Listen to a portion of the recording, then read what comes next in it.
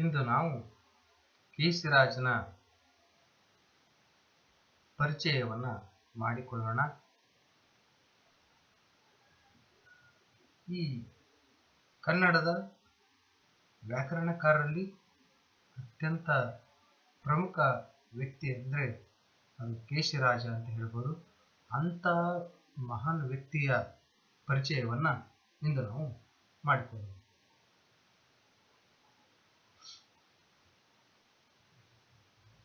ಕೇಶಿರಾಜ ತನ್ನ ಕೃತಿಯ ಪೀಠಿಕಾ ಭಾಗದ 2ನೇ ಸೂತ್ರದಲ್ಲಿ ಹೇಳಿದಂತೆಯೇ ಕವಿ ಸುಮನೋಬಾಣನ ಯಾದವ ಕಟಕಾಚಾರ್ಯನೆಸವ ದೌಹಿತ್ರನೇನಾಂ ಕವಿ ಕೇಶವನೇ ಯೋಗಿ ಪ್ರವರ ಚಿದಾನಂದ ಮಲ್ಲಿಕಾರ್ಜುನ ಸುತನೇ ಅಂತ ಹೇಳ್ಕೊಳ್ತಾನೆ. ಅಂದ್ರೆ ಇದು ತಾನು ಒಬ್ಬ ಪಂಡಿತ ಪರಿಸರದಲ್ಲಿ ಜನಿಸಿದ ವ್ಯಕ್ತಿ ಎಂಬುದನ್ನು ಸಾಕ್ಷಿ ಸಮೇತವಾಗಿ ವಿವರಿಸಿದಂತೆ ಕಾಣುತ್ತಾ ಇದೆ. ಇಂದಿನ ಕಾಲದವರೆಗೂ ಕೆಲವರು ತಮ್ಮ ಹೆಸರನ್ನು ತಮ್ಮ ವಂಶದ ಪ್ರಸಿದ್ಧ ವ್ಯಕ್ತಿಗಳೊಂದಿಗೆ ಸಮೀಕರಿಸಿಕೊಂಡು ತಮ್ಮ ವ್ಯಕ್ತಿತ್ವವನ್ನು ಪರಿಚಯಿಸಿಕೊಳ್ಳುವವರು ಇದ್ದಾರೆ. ಆದರೆ ಇಲ್ಲಿ ಕೇಶಿರಾಜನು ಹಾಗೆ ತನ್ನ ವಂಶದಲ್ಲಿರುವ ಪ್ರಸಿದ್ಧ ವ್ಯಕ್ತಿಗಳನ್ನು ಹೆಸರಿಸಿದ್ದು ತನ್ನ ವಂಶದ ಹಿನ್ನೆಲೆಯ ಪರಿಚಯಕ್ಕಾಗಿಯೇ ಹೊರತು ಅವರಿಂದ ತನ್ನ ಪ್ರಸಿದ್ಧಿಯನ್ನು ಗುರುತಿಸುವುದಕ್ಕಾಗಿ ಅಲ್ಲ.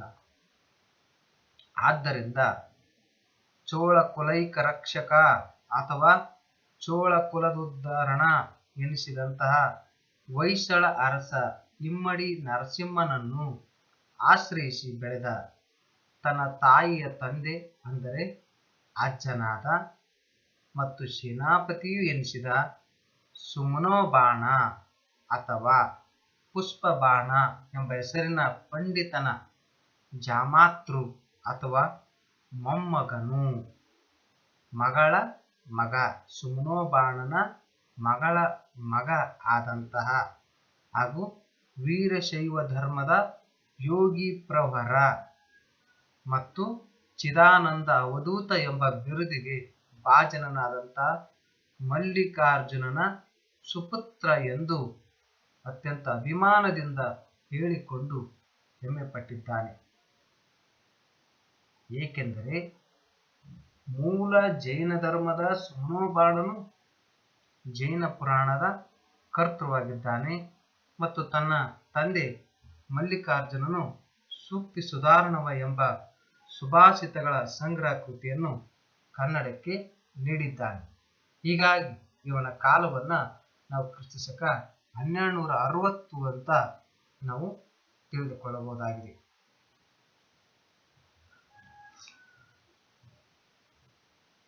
ಈತನು ಈ ಹೇಳಿಕೆಯನ್ನಾಧರಿಸಿ ಈತ ಒಬ್ಬ ಎರಡೂ ಧರ್ಮಗಳ ಸಮನ್ವಯದ ಕವಿ ಎನ್ನಲೇಬೇಕು. ಅಂದ್ರೆ ಜೈನ ಮತ್ತು ವೀರಶೈವ ಧರ್ಮದ ಎರಡೂ ಧರ್ಮಗಳ ಸಮನ್ವಯದ ಕವಿ ಅಂತ ನಾವು ತಿಳ್ಕೊಳ್ಬೇಕಾಗುತ್ತೆ. ಏಕೆಂದರೆ ಇಂದಿಗೂ ಮತಾಂತರ ನಡೆಯುವ ಸಂದರ್ಭದಲ್ಲಿ ಧಾರ್ಮಿಕ ಸಂಕುಚಿತ ಮನೋಭಾವದವರು ಅಂತರ್ಜಾತೀಯಕ್ಕೆ ಸಮ್ಮತಿಸದೆ ವಿರೋಧಿಸುವ ಮತಾಂತರ ಇರುವಾಗ ಕೇಶಿರಾಜ ಜೈನ ಮತ್ತು ವೀರಶೈವ ದಂಪತಿಗಳ ಮಗ ಎಂದು ಹೇಳಿಕೊಳ್ಳುವುದು ಕೂಡ ಆತನ ಧೈರ್ಯವನ್ನು ಸೂಚಿಸುತ್ತದೆ. ಅಲ್ಲದೆ ತಾನು ಪಂಡಿತ ಪರಿಸರದಲ್ಲಿ ಹುಟ್ಟಿದವ ಎಂಬುದಕ್ಕೆ ಸುಮನೋಬಾಣನ ಶಿಷ್ಯ ಜನ್ನನು ಆತನ ಮನೆಯ ಮಗನೆಂದೆನಿಸಿದ ಕವಿ. ಇಂಥವನನ್ನು ತನ್ನ ಸಂಬಂಧಿ ಎಂದು ಹೇಳಿಕೊಳ್ಳಲಿಯೂ ಹೆಮ್ಮೆ ಪಟ್ಟಿದ್ದಾನೆ. ಕನ್ನಡದ ಪ್ರಖ್ಯಾತ ಕವಿಯಾದಂಥ ಜನ್ನ ಕವಿಯೂ ಕೂಡ ಇವನ ಸಂಬಂಧಿಕ ಅಂತ ಹೇಳಿಕೊಳ್ಳುವಲ್ಲಿ ಹೆಮ್ಮೆ ಪಟ್ಟಿದ್ದಾನೆ. ಈ ಎಲ್ಲಾ ವ್ಯಕ್ತಿಗಳ ಹಿನ್ನೆಲೆಯಲ್ಲಿ ತಾನು ಬೆಳೆದಿದ್ದರೂ ತನ್ನ ಕಾವ್ಯ ಕೃತಿಗಳು 5 ಆಗಿದ್ದರೂ ತನ್ನ ಏಕೈಕ ವ್ಯಾಕರಣ ಕೃತಿ ಶಬ್ದಮಣಿ ದರ್ಪಣದಿಂದಲೇ ಕನ್ನಡ ಸಾಹಿತ್ಯದಲ್ಲಿ ಈತ ಅಜರಾಮರವಾಗಿ ಉಳಿದಿದ್ದಾನೆ. ಹೀಗಾಗಿ ಈತ ಬಹಳ 5 ಕಾವ್ಯಗಳನ್ನು ಬರೆದಿದ್ರೂ ಕೂಡ ಅದು ಶಬ್ದಮಣಿ ದರ್ಪಣ ಎಂದುಕೊಳ್ಳೇನೆ ಕೇಶಿರಾಜ ತಟ್ಟನೆ ನಮಗೆ ನೆನಪಾಗಿ ಬರುತ್ತಾನೆ. ಅಷ್ಟು ಪ್ರಸಿದ್ಧವಾದಂಥ ಕೃತಿ ಇದಾಗಿದೆ. ಇನ್ನು ಇವನ ಕೇಶಿರಾಜನ ಕೃತಿಗಳ ಬಗ್ಗೆ ನಾವು ತಿಳ್ಕೊಳ್ಬೇಕಂದ್ರೆ ಇನ್ನು ಈತ ಒಬ್ಬ ಅಪ್ಪಟ ಕವಿ ಹೃದಯದ ಸೃಜನಶೀಲ ಕವಿ ಎಂಬುದಕ್ಕೆ ಎರಡು ಮಾತಿಲ್ಲ. ಅವನು ಹೇಳಿದಂತಹ ಈ ಕೆಳಗಿನ ಕಂದ ಪದ್ಯವನ್ನೇ ನಾವು ಸಾಕ್ಷಿಯಾಗಿ ನೋಡ್ಬೋದು. ದೊರೆವರಡಿದ ಚೋಳಪಾಲಕ ಚರಿತಂ ಶ್ರೀಚಿತ್ರಮಾಲೆಯಂತೆ ಸುಭದ್ರಹರಣಂ ಪ್ರಬೋಧ ಚಂದ್ರಂ ಕಿರಾತಂ ಇವು ಕೇಶರಾಜ ಕವಿ ರಚಿತಂಗಳ್ ಅಂತ ಅವನು ಹೇಳ್ತಾನೆ. ಈ ಪದ್ಯದ ಮುಖಾಂತರ, ಈ ಕಂದ ಪದ್ಯದ ಮುಖಾಂತರ ಅವನ ಕಾವ್ಯ ರಚನಾ ಶೈಲಿಯನ್ನು ನಾವು ತಿಳ್ಕೊಳ್ಬಹುದಾಗೈತಿ. ಹಾಗಾಗಿ ಅವನ ಕೃತಿಗಳು ಯಾವುದು ಅಂದ್ರೆ ಚೋಳಪಾಲಕ ಚರಿತ, ಶ್ರೀ ಚಿತ್ರಮಾಲೆ, ಸುಭದ್ರಾಹರಣಂ, ಪ್ರಬೋಧ ಚಂದ್ರಂ, ಕಿರಾತಂ. ಈ 5 ಕೃತಿಗಳಲ್ಲಿ ಮೊದಲಿನ ಗ್ರಂಥ ತನ್ನ ಅಜ್ಜ ಮತ್ತು ತನಗೂ ಆಶ್ರಿತನಾದಂಥ ಹೊಯ್ಸಳ ಅರಸ ಇಮ್ಮಡಿ ನರಸಿಂಹನನ್ನು ಕುರಿತಾದಂಥ ಒಂದು ಶ್ರೇಷ್ಠ ಕೃತಿ ಅಂತ ಹೇಳ್ಬೋದು. ಅದು ಯಾವುದಂದ್ರೆ ಚೋಳಪಾಲಕ ಚರಿತ. ಅಲ್ಲದೆ ಸುಭದ್ರಹರಣಂ ಮತ್ತು ಪ್ರಬೋಧ ಚಂದ್ರಂ ಎಂಬ ಎರಡೂ ಕೃತಿಗಳು ನಾಟಕ ಕೃತಿಗಳಾಗಿವೆ ಎಂಬುದನ್ನ ವಿದ್ವಾಂಸರು ಅಭಿಪ್ರಾಯವನ್ನು ವ್ಯಕ್ತಪಡಿಸಿದ್ದಾರೆ. ಒಂದು ವೇಳೆ ಈ ಸುಭದ್ರಹರಣಂ ಪ್ರಬೋಧ ಚಂದ್ರಂ ಕೃತಿಗಳು ದೊರೆತಿದ್ದರೆ ಕನ್ನಡದ ಮೊಟ್ಟ ಮೊದಲ ನಾಟಕ ಕೃತಿಗಳು ಅಂತ ಎನಿಸ್ತಾ ಇದ್ವು. ಕನ್ನಡದ ಮೊಟ್ಟ ಮೊದಲ ನಾಟಕಕಾರ ಅಂತ ಕೇಶಿರಾಜ ಭಾಜನನಾಗ್ತಿದ್ದ ಅನ್ನೋದನ್ನು ನಾವು ಇಲ್ಲಿ ಮರಿಬಾರದು. ಆದ್ರೆ ದುರಾದೃಷ್ಟ ನಮ್ಗೆ ಆ ಕೃತಿಗಳು ದೊರೆತಿಲ್ಲ. ಇನ್ನುಳಿದ ಕೃತಿಗಳಾದಂತಹ ಶ್ರೀ ಚಿತ್ರಮಾಲೆ ಮತ್ತು ಕಿರಾತಂ ಎಂಬ 2 ಕಾವ್ಯ ಕೃತಿಗಳಾಗಿವೆ. ಈ ಕಾವ್ಯ ಕೃತಿಗಳು ದೊರೆತಿದ್ರಪ್ಪ ಅಂತಂದ್ರೆ ಆ ಕೇಶಿರಾಜನ ಕಾವ್ಯದ ಸ್ವರೂಪದ ಬಗ್ಗೆ, ಅವನ ಶೈಲಿ ಹೇಗಿದ್ದು ಎಂಬುದನ್ನ ನಾವು ತಿಳಿದುಕೊಳ್ಬಹುದಾಗಿತ್ತು. ಆದ್ರೆ ನಮಗೂ ದೊರೆದೇ ಇರುವುದ ಕಾರಣದಿಂದ ಕೇಶಿರಾಜನ ಆ ವ್ಯಾಕರಣದ ಅಂಶಗಳನ್ನು ಮಾತ್ರ ತಿಳಿದುಕೊಳ್ಳಬಹುದಾಗಿದೆ ಹೊರತು ಅವನೊಬ್ಬ ನಾಟಕಕಾರನಾಗಿದ್ದ, ಅವನೊಬ್ಬ ಕವಿಯಾಗಿದ್ದ ಎನ್ನುವುದನ್ನು ನಾವಿಲ್ಲಿ ತಿಳಿದುಕೊಳ್ಳಿಕ್ಕೆ ಯಾವುದೇ ಆದಂತ ಕೃತಿಗಳು ನಮಗೆ ದೊರೆತಿಲ್ಲ. ಒಂದು ವೇಳೆ ದೊರೆತಿದ್ವಪ್ಪ ಅಂತಂದ್ರೆ ನಮ್ಮ ಕನ್ನಡ ನಾಡಿನಲ್ಲಿ ಅವನ ವ್ಯಾಕರಣದ ಜೊತೆಗೆ ಅವನ ಕಾವ್ಯ ಶೈಲಿಯನ್ನ ನಾವು ತಿಳಿದುಕೊಂಡು ಅವನ ಆಸ್ವಾದಿಸಬಹುದಾಗಿತ್ತು. ಆದ್ರೆ ನಮಗೆ ಸಿಕ್ಕಿಲ್ಲ. ಒಟ್ಟಿನಲ್ಲಿ ಈತನ 5 ಕೃತಿಗಳು ದೊರೆಯದ ಕಾರಣ ಕನ್ನಡ ಸಾಹಿತ್ಯಕ್ಕೆ ಒಂದು ರೀತಿಯ ನಷ್ಟವೇ ಅಂತ ನಾವು ಹೇಳ್ಬೋದು.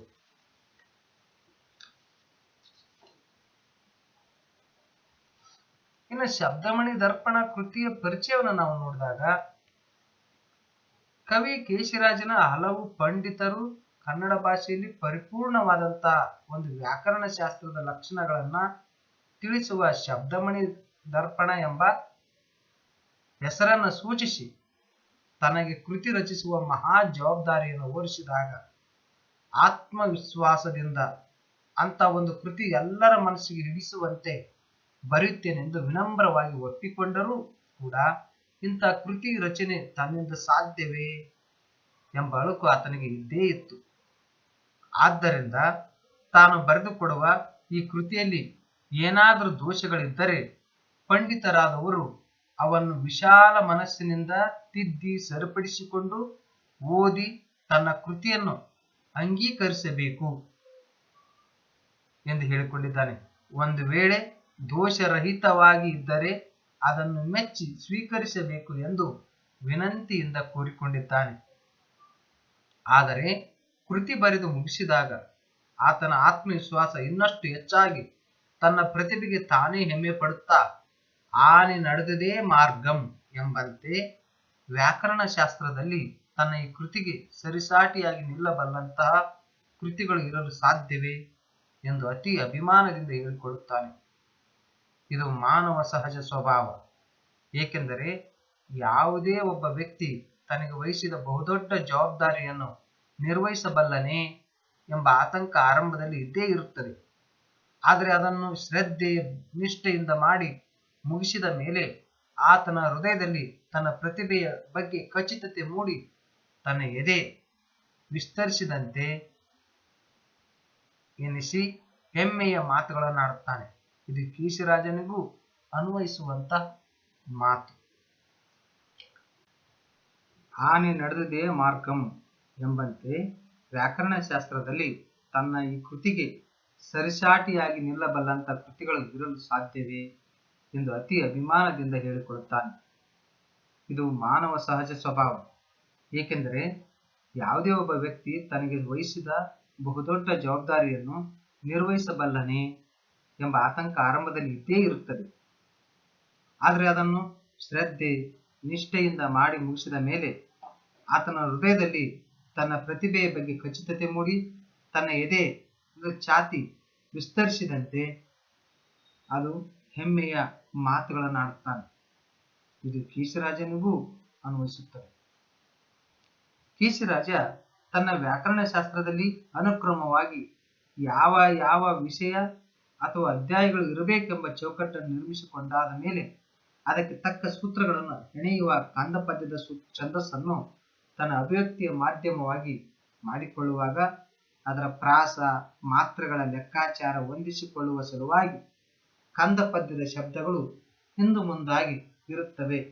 ಅವನ್ನು ಬಲ್ಲವರು ಹೊಂದಿಸಿಕೊಂಡು ಓದಬೇಕು ಎಂದು ವಿನಂತಿಸಿಕೊಂಡರೂ ತಾನು ಹೇಳುವ ವಿಷಯದ ಒಟ್ಟರ್ಥ ಕೆಡಬಾರದೆಂಬ ದೃಷ್ಟಿಯಿಂದ ತನ್ನ ಸೂತ್ರಗಳಿಗೆ ತಾನೇ ವೃತ್ತಿಯನ್ನು ಬರೆದುದಾಗಿ ಹೇಳಿಕೊಂಡು ಕೆಲವಕ್ಕೆ ಬರೆದೂ ಇದ್ದಾನೆ. ಆದರೆ ಅದು ಕೂಡ ಹಳಗನ್ನಡ ಭಾಷೆಯಲ್ಲಿದ್ದ ಕಾರಣ ಸಾಮಾನ್ಯ ಓದುಗರಿಗೆ ಕಬ್ಬಿಣದ ಕಡಲೆ ಎನಿಸಿದ್ದು ಸಹಜವಾಗಿದೆ. ಕೇಶರಾಜ ತನ್ನ ಬಹಳಷ್ಟು ಸೂತ್ರಕ್ಕೆ ಉದಾಹರಣೆಗಳನ್ನು ಕೊಡುವಾಗ ತನ್ನ ಸಮಕಾಲೀನ ಮತ್ತು ಹಿಂದಿನ ಕವಿಗಳ ಕಾವ್ಯಗಳಲ್ಲಿರುವ ಉದಾಹರಣೆಗಳನ್ನು ಕೊಟ್ಟಿದ್ದಾನೆ. ಅವರೆಂದರೆ ಗಜಗ, ಗಜಾಂಕುಶ ಅಂದ್ರೆ ಕ್ರಿಸ್ತಶಕ 1000, ಗುಣನಂದಿ ಕ್ರಿಸ್ತಶಕ 900, ಚಂದ್ರಭಟ್ಟ ಕ್ರಿಸ್ತಶಕ 850, ಒಂದನೇ ಗುಣವರ್ಮ ಕ್ರಿಸ್ತಶಕ 900 ಹರಿವಂಶ ಮತ್ತು ಶೂದ್ರಕಗಳನ್ನ ಬರೆದಂತಹ ಎರಡನೇ ಗುಣವರ್ಮ ಕ್ರಿಸ್ತಶಕ 1125, ಪುಷ್ಪದಂತ ಪುರಾಣ ಮತ್ತು ಚಂದ್ರ ಪುರಾಣ. ಇಲ್ಲಿ ಗುಣವರ್ಮ ಒಂದನೇ ಗುಣವರ್ಮ ಹರಿವಂಶ ಮತ್ತು ಸೂತ್ರಕಗಳನ್ನು ಬರೆದಿದ್ದಾನೆ. ಎರಡನೇ ಗುಣವರ್ಮ ಪುಷ್ಪದಂತ ಪುರಾಣ, ಚಂದ್ರಪ್ರಭ ಪುರಾಣ ಅಂತ ಬರೆದಿದ್ದಾನೆ. ಶ್ರೀ ವಿಜಯ ಕ್ರಿಸ್ತಶಕ 840 ಕವಿರಾಜ ಮಾರ್ಗ, ಪೊನ್ನ ಕ್ರಿಸ್ತಶಕ 950 ಶಾಂತಿ ಪುರಾಣ, ಶಾಂತಿನಾಥ ಪುರಾಣ ಮತ್ತು ಭುವನೈಕ್ಯ ರಾಮಾಭ್ಯುದಯ, ಪಂಪ ಕ್ರಿಸ್ತಶಕ 902 ಆದಿಪುರಾಣ ಮತ್ತು ವಿಕ್ರಮಾರ್ಜುನ ವಿಜಯ, ಸುಜನೋತ್ತಂಶ ಕೊಪ್ಪಣ ಪಂಡಿತ ಕ್ರಿಸ್ತಶಕ 1040, ಗೊಮ್ಮಟ ಸ್ತುತಿ ಮತ್ತು ನಕ್ಷತ್ರ ಮಾಲಿಕೆ ಇನ್ನು ಮೊದಲಾದವರ ಕೃತಿಗಳಿಂದ ಆಯ್ದುಕೊಂಡಿದ್ದಾಗಿ ಪ್ರಾಮಾಣಿಕವಾಗಿ ಒಪ್ಪಿಕೊಂಡಿದ್ದಾನೆ. ಏಕೆಂದರೆ ಒಬ್ಬ ಕವಿಯ ಕೈ ಇನ್ನೊಬ್ಬನ ಜೇಬಿನಲ್ಲಿ ಎಂಬ ಜನಜನಿತ ವಾಕ್ಯವಲ್ಲದೆ ಇದನ್ನು ಹಲವಾರು ಸಾಹಿತಿಗಳು ಕೃತಿ ಚೌರ್ಯವನ್ನೇ ಮಾಡುವವರಿದ್ದಾರೆ. ಆದರೆ ಕೇಶರಾಜ ಮಾತ್ರ ತಾನು ಯಾರಿಗೆ ಋಣಿಯಾಗಿದ್ದೇನೆ ಎಂಬುದನ್ನು ಪ್ರಾಮಾಣಿಕತೆಯಿಂದ ಹೇಳಿಕೊಂಡಿದ್ದಾನೆ. ಅಲ್ಲದೆ ತನ್ನ ತಂದೆ ಮಲ್ಲಿಕಾರ್ಜುನನ ಸೂಕ್ತಿ ಸುಧಾರಣವ ಕೃತಿಯಿಂದಲೂ ಉದಾಹರಣೆಗಳನ್ನು ಬಳಸಿಕೊಂಡಿದ್ದಾನೆ. ಅಷ್ಟೇ ಏಕೆ ತಾನೇ ರಚಿಸಿದ ಇನ್ನುಳಿದ 5 ಕೃತಿಗಳಿಂದಲೂ ಈತ ಉದಾಹರಣೆಗಳನ್ನ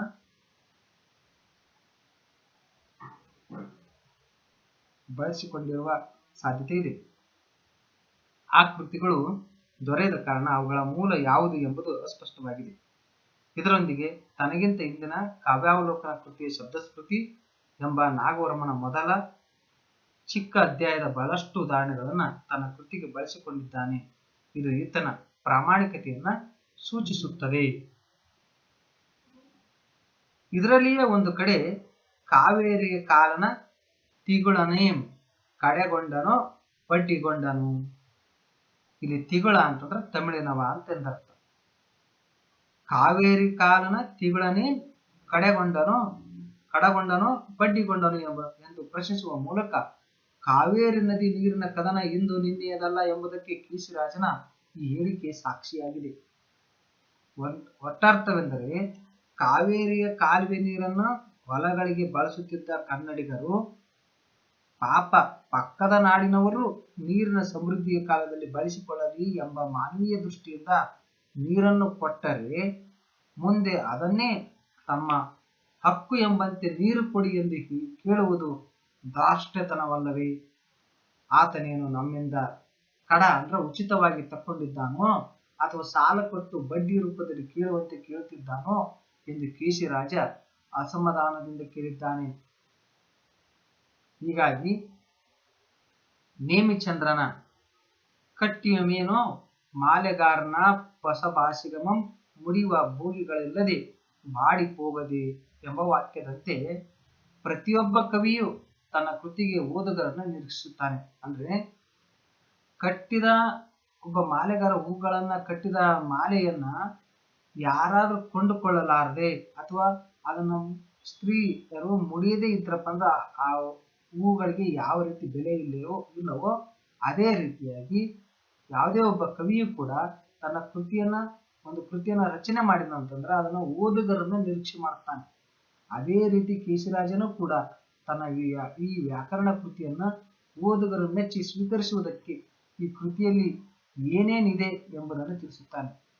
ಅದೇನೆಂದರೆ ವ್ಯಾಕರಣ ಶಾಸ್ತ್ರದ 4 ಅಂಗಗಳಲ್ಲಿ 4ನೆಯ ಮತ್ತು ಕೊನೆಯ ಅಂಗವಾದ ಇಷ್ಟಸಿದ್ಧಿ ಅಥವಾ ಪ್ರತಿಫಲ ಏನೆಂಬುದು ಹೀಗೆ ತಿಳಿಸುತ್ತಾನೆ. ಈ ಕೃತಿಯನ್ನು ಓದುವುದರಿಂದ ಏನೇನು ಪ್ರತಿಫಲಗಳು ದೊರೆಯುತ್ತವೆ? ಪದರಚನಾ ಸಿದ್ಧಿ, ಮತ್ತು ಅದರಿಂದ ಅರ್ಥದ ಜ್ಞಾನ, ಅದರಿಂದ ತತ್ವಜ್ಞಾನ ಅಥವಾ ಸತ್ಯದ ಅರಿವು, ಅದರಿಂದ ಮೋಕ್ಷ ಅಥವಾ ಅಜ್ಞಾನದಿಂದ ಬಿಡುಗಡೆ ದೊರೆಯುತ್ತದೆ ಎಂದು ಹೇಳುವುದರ ಮೂಲಕ ಮನುಷ್ಯನ ಅಂತಿಮ ಗುರಿ ಎಂದರೆ ಮುಕ್ತಿಯೇ.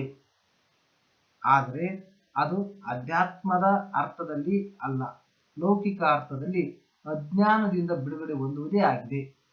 ಇದು ತನ್ನ ಕೃತಿಯ ಓದಿನಿಂದ ದೊರೆಯುವ ಪ್ರಯೋಜನ ಎಂದು ಸ್ಪಷ್ಟಪಡಿಸಿದ್ದಾನೆ.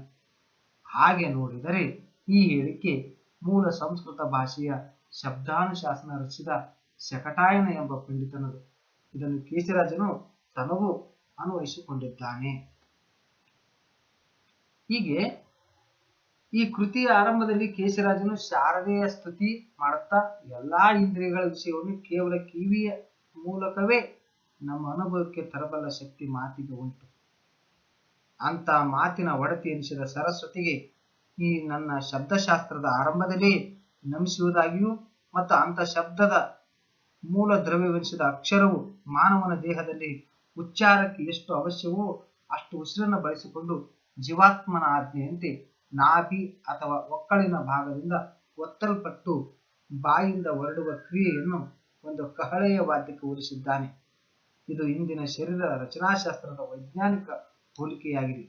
ಅಲ್ಲದೆ ಜಿನೇಂದ್ರವಾಣಿಯೇ ಸರಸ್ವತಿ ಅಥವಾ ಶಬ್ದದ ಮೂಲ ದ್ರವ್ಯ ಬಿಳಿಯ ಬಣ್ಣದ್ದಾಗಿದೆ ಎಂದು ಹೇಳುವುದರ ಮೂಲಕ ತಾನು ತನ್ನ ಅಜ್ಜ ಸಿಂಹೋಬಾಣನ ಜೈನ ಧರ್ಮವನ್ನು ಪ್ರೀತಿಸಿ ಇದರಿಂದ ತನ್ನ ತಂದೆ ಮಲ್ಲಿಕಾರ್ಜುನ ವೀರಶೈವನಾದರೂ ತನ್ನ ತಾಯಿ ಹಾಗೂ ಅಜ್ಜನ ಜೈನ ಧರ್ಮವನ್ನೇ ಒಪ್ಪಿಕೊಂಡಂತೆ ಕಾಣುತ್ತದೆ. ಇಲ್ಲಿ ಅಜ್ಜನ ಧರ್ಮವನ್ನು ಪಾಲಿಸುತ್ತಾನೆ, ತನ್ನ ತಂದೆ ತಾಯಿಗಳ ಧರ್ಮವನ್ನು ಕೂಡ ಕೇಶಿರಾಜ ಪಾಲಿಸುತ್ತಾನೆ ಅಂತ ನಾವಿಲ್ಲಿ. ಕೇಶಿರಾಜನು ತನ್ನ ಕೃತಿ ರಚಿಸಿದ್ದು ನಡುಗನ್ನಡದ ಕ್ರಿಸ್ತಶಕ 1260ರಲ್ಲಿ. ಇದರ ಹಿಂದು ಮುಂದಿನ ಕಾಲವನ್ನು ಈತ ಬದುಕಿದ್ದ ಕಾಲವೆಂದು ಪರಿಗಣಿಸಬಹುದು. ಹೀಗಿದ್ದರೂ ತಾನು ರಚಿಸಲು ಹೊರಟಿದ್ದು ಹಳಗನ್ನಡ ಭಾಷೆಯ ವ್ಯಾಕರಣವನ್ನು. ಆದರೆ ತನ್ನ ಸಮಕಾಲೀನ ಭಾಷೆಯಲ್ಲಿ ಏನೇನು ಬದಲಾವಣೆಗಳಾಗುತ್ತವೋ ಅವುಗಳತ್ತೂ ಗಮನ ಹರಿಸುತ್ತಾ ಪ್ರಯೋಗ ಶರಣ ವೈಯಾಕರಣ ಎಂಬಂತೆ ಭಾಷೆಯಲ್ಲಿ ಆಗುವ ಬದಲಾವಣೆಗಳನ್ನು ಗಮನವಿಟ್ಟು ಸ್ವೀಕರಿಸುತ್ತಾ ಕೆಲವು ತನಗೆ ಸರಿ ಕಾಣದಿದ್ದರೆ ಅವನ್ನು ಹೀಗೆ ಮಾಡಬಾರದು ಎಂದು ನಿಷೇಧಿಸುತ್ತಾ ಆಗುತ್ತಿರುವ ಬದಲಾವಣೆಯನ್ನು ಒಮ್ಮೊಮ್ಮೆ ತಡೆಯಲು ಪ್ರಯತ್ನಿಸಿದ್ದಾನೆ. ಇದು ಶಾಸ್ತ್ರಕಾರರ ದೃಷ್ಟಿಕೋನವೂ ಹೌದು. ಆದರೆ ಭಾಷೆ ನಿಂತ ನೀರಲ್ಲ, ನಿರಂತರವಾಗಿ ಹರಿಯುವ ನೀರಿನಂತೆ ಕಾಲ ಕಾಲಕ್ಕೆ ತನ್ನಲ್ಲಿ ಬದಲಾವಣೆಗಳನ್ನು ಮಾಡಿಕೊಳ್ತಾ ಹೋಗುತ್ತದೆ. ನದಿ ಹರಿಯುತ್ತಿದ್ದರೆ ಅದು ಹೇಗೆ ಜೀವಂತವೆನಿಸುತ್ತದೋ ಅದೇ ರೀತಿ ಭಾಷೆಯೂ ಕೂಡ ನಿರಂತರ ಹರಿಯುವ ನೀರಿನಂತೆ ಹೊಸ ಬದಲಾವಣೆಗಳನ್ನು ತನ್ನಲ್ಲಿ ರೂಢಿಸಿಕೊಳ್ಳಲೇಬೇಕು. ಇಂಥಲ್ಲಿ ಕೆಲವೊಮ್ಮೆ ಕೇಶಿರಾಜ ಭಾಷೆಯಲ್ಲಿ ಬದಲಾವಣೆ ಆಗುವುದನ್ನು ತಡೆಯಲು ಪ್ರಯತ್ನಿಸಿ ಸೋತಿದ್ದಾನೆ.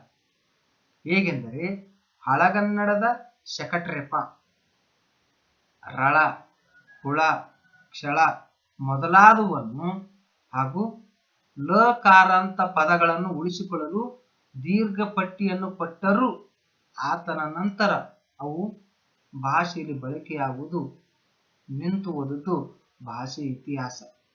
ನೋಡಿ, ಕೇಶಿರಾಜ ಶಕಟರೆಪ ರಳ ಕುಳ ಕ್ಷಳ ಲಕಾರ ಅಂತವನು ಎಷ್ಟೇ ಪ್ರಯತ್ನ ಪಟ್ಟು ಉಳಿಸ್ಕೊಳ್ಳಕ್ ಪ್ರಯತ್ನ ಪಟ್ಟ ತನ್ನ ಕೃತಿಯಲ್ಲಿ, ಆದ್ರೆ ಅವನ ನಂತರ ಯಾರೂ ಅವುಗಳನ್ನ ಬದಲಾವಣೆ ಮುಂದುವರಿಸಲಿಲ್ಲ.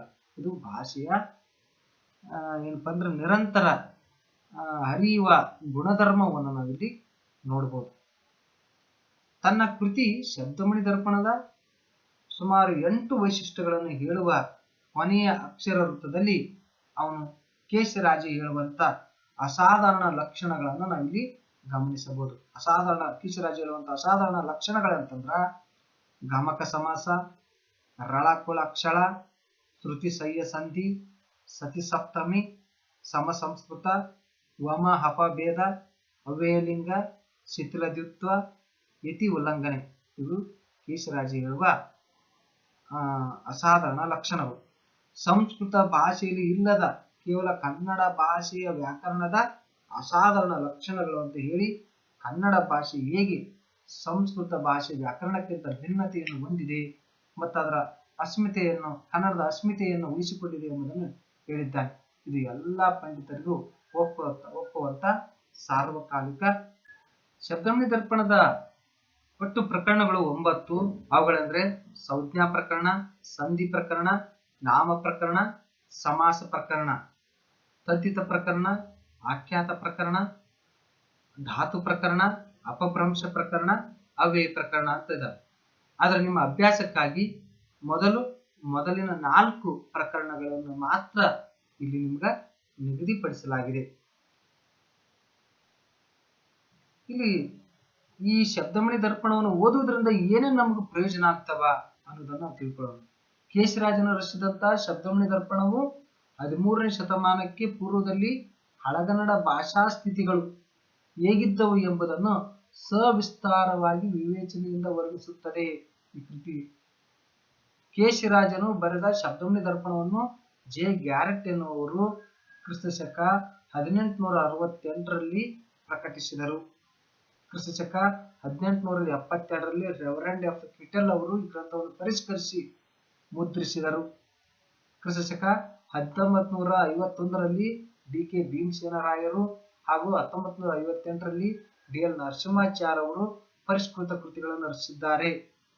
ಇವರುಗಳಲ್ಲದೆ M M Kalburgi, D Padmanabha Sharma, doctor V Shivananda, Tekkunje Gopalakrishna, T V Venkatachala Shastri ಹಾಗೂ ಪ್ರೊಫೆಸರ್ ಬಿ ಬಿ ಕಡ್ಡಿ ಇನ್ನು ಮುಂತಾದ ಮಹನೀಯರು ಸಂಪಾದಿಸಿ ವಿಸ್ತೃತವಾದ ವಿವರಣೆಯನ್ನು ನೀಡಿ ಶಬ್ದಮಣಿ ದರ್ಪಣವನ್ನು ಮತ್ತಷ್ಟು ಸರಳೀಕರಿಸಿದ್ದಾರೆಂದು ಹೇಳಬಹುದು. ಅಲ್ಲದೆ ಕೇಶಿರಾಜನ ನಂತರದ ಭಟ್ಟಾಕಳಂಕನು ತನ್ನ ಶಬ್ದಾನುಶಾಸನದಲ್ಲಿ ಕನ್ನಡ ಭಾಷೆಯ ವ್ಯಾಕರಣವನ್ನು ಕುರಿತು ಹೇಳಿದ್ದರೂ ಅದು ಸಂಸ್ಕೃತ ಭಾಷೆಯಲ್ಲಿದೆ. ಬಹುಶಃ ಇದು ಸಂಸ್ಕೃತ ಪಂಡಿತರಿಗೆ ಕನ್ನಡ ಭಾಷೆಯ ವ್ಯಾಕರಣವನ್ನು ತಿಳಿದುಕೊಳ್ಳಲು ಸಹಾಯವಾಗುವಂತೆ ರಚಿತವಾದಂತಹ ಕೃತಿ ಎನ್ನಬೇಕಾಗುತ್ತದೆ. ಅಂದರೆ ಇದು ಕನ್ನಡ ಭಾಷೆಯ ಕೃತಿಯಲ್ಲ. ಆ ನಂತರದಲ್ಲಿ ವ್ಯಾಕರಣ ಕೃತಿಗಳ ರಚನೆಯಾದತೆ ಇಲ್ಲ ಎಂಬಂತೆ ಕನ್ನಡದಲ್ಲಿ ದೊರೆಯುವ ಪರಿಪೂರ್ಣ ವ್ಯಾಕರಣ ಕೃತಿ ಅಂತಂದ್ರೆ ಅದು ಶಬ್ದಮಣಿ ದರ್ಪಣ ಮಾತ್ರ. ಇಂದಿನ ಹೊಸಗನ್ನಡದ ಕಾಲದಲ್ಲಿಯೂ ಯಾರೇ ವ್ಯಾಕರಣವನ್ನು ಕುರಿತಾದ ಕೃತಿ ರಚನೆ ಮಾಡಿದರೂ ಅವರೆಲ್ಲರೂ ಕೇಶಿರಾಜನಿಗೆ ಋಣಿಯಾಗಿರಲೇಬೇಕು. ಅದನ್ನು ಬಿಟ್ಟು ಬೇರೆ ಏನನ್ನೂ ಹೊಸಗನ್ನಡದ ಕೃತಿಗಳಲ್ಲಿ ಕಾಣಲು ಸಾಧ್ಯವಿಲ್ಲ. ಹೇಗೆ ಕನ್ನಡ ಸಾಹಿತ್ಯ ಕೃತಿ ಚರಿತ್ರೆಗೆ ರಂಶ್ರೀ ಮುಗಳಿಯವರ ಕೃತಿ, ಭಾರತೀಯ ಕಾವ್ಯಮೀಮಾಂಸೆಗೆ ತೀರಂಶ್ರೀ ವೆಂಕಟಯ್ಯನವರ ಕೃತಿ, ಪಾಶ್ಚಾತ್ಯ ಕಾವ್ಯಮೀಮಾಂಸೆಗೆ ವಿ ಎಂ ಇನಾಮದಾರ್ ಅವರ ಕೃತಿ ಮತ್ತು ಛಂದಸ್ಸಿಗೆ ಮೈಸೂರು ವಿಶ್ವವಿದ್ಯಾಲಯದ 2 ಸಂಪುಟಗಳು ಅಧಿಕೃತವೆನಿಸುತ್ತವೆಯೋ ಹಾಗೆ ಇಂದಿನವರೆಗೂ ಕೇಶಿರಾಜನ ವ್ಯಾಕರಣ ಗ್ರಂಥ ಶಬ್ದಮಣಿ ದರ್ಪಣವೇ ಅತ್ಯಂತ ಅಧಿಕೃತ ಕೃತಿಯಾಗಿದೆ ಅಂತ ಹೇಳ್ಬೋದು. ದರ್ಪಣ ಅಂತಂದ್ರೆ ಇಲ್ಲಿ ಕನ್ನಡಿ ಶಬ್ದ ಸಾಲುಗಳಿಗೆ ಒಂದು ದರ್ಪಣ ಅಂತ ಈ ಕೃತಿ, ಅದು ಕನ್ನಡಿಯಂತೆ ಈ ಕೇಶಿರಾಜನ ಕೃತಿ ಇದೆ ಅಂತ ನಾವು ಹೇಳ್ಬೋದು. ಹೀಗೆ ಕನ್ನಡದಲ್ಲಿ ಕೇಶಿರಾಜನ ರಚಿಸಿದಂತ ಈ ಶಬ್ದಮಣಿ ಗ್ರಂಥ ವ್ಯಾಕರಣದ ದೃಷ್ಟಿಯಿಂದ ಅತ್ಯಂತ ಮಹತ್ವಪೂರ್ಣವಾದಂತಹ ಅಧಿಕೃತವಾದಂತಹ ಕೃತಿಯಾಗಿದೆ ಅಂತ ನಾವಿಲ್ಲಿ ಹೇಳಬಹುದಾಗಿದೆ. ಹೀಗಾಗಿ ಈ ಕೃತಿಯ ಮಹತ್ವವನ್ನ, ಈ ಕೃತಿಯ ಅಧ್ಯಯನವನ್ನ ಎಲ್ಲರೂ ಏನಪ್ಪಾ ಅಂದ್ರೆ ಬಹಳಷ್ಟು ಮಹತ್ವಪೂರ್ಣ ಅಂಶಗಳನ್ನ ಈ ಕೃತಿಗಳನ್ನು ತಿಳ್ಕೊಳ್ಳಿಕ್ಕೆ ಸಾಧ್ಯ ಅಂತ ನಾವಿಲ್ಲಿ ಹೇಳ್ಬೋದು. ಎಲ್ಲರಿಗೂ ಧನ್ಯವಾದ.